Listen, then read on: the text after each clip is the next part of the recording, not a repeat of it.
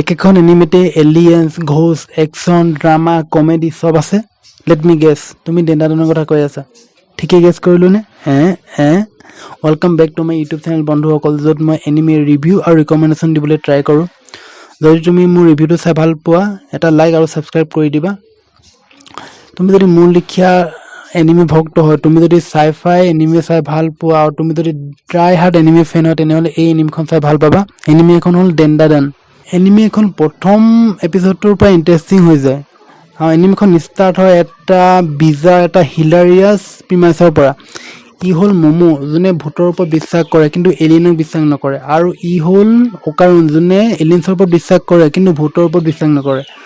আৰু এটাই আনটোক প্ৰুভ কৰিব লাগে যে ভূত আছে আৰু এলিয়েন্স আছে। অকাৰুণে মমোক প্ৰুভ কৰিব লাগে যে এলিয়েন্স আছে, আৰু মমোৱে অকাৰুণক প্ৰুভ কৰিব লাগে যে ভূত আছে।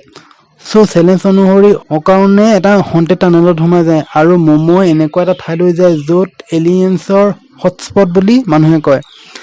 আৰু এই টাইমতে দুইটাৰ একেবাৰে ৱৰ্কছ, জজবাত, হালাত চব বদলি হৈ যায়।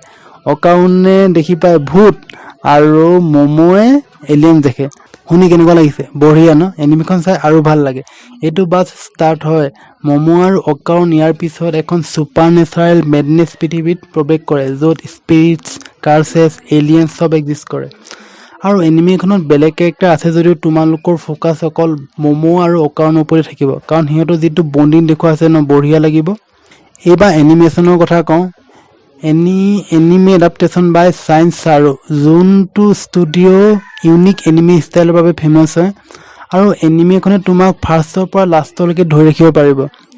আৰু ডেন্ডাডন এনিমেখন এনেকুৱা এখন এনিমে টিপিকেল এনিমে নহয়, যোনখন এনিমে তোমালোকে চোৱা আৰু পাহৰি যোৱা।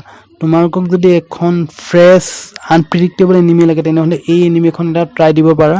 চ' গাইজ, আজিলৈ ইমানেই। তোমালোকৰ ডেন্ডাডনৰ কোনটো চিন ভাল পোৱা জনাবা, আৰু তোমালোকৰ ফেভৰেট এনিমেখনৰ নাম জনাবা, আৰু নেক্সট কিহৰ ওপৰত ভিডিঅ' বনালে ভাল হ'ব জনাবলৈ নাপাহৰিবা। আৰু stay tune for next video'. Thank U.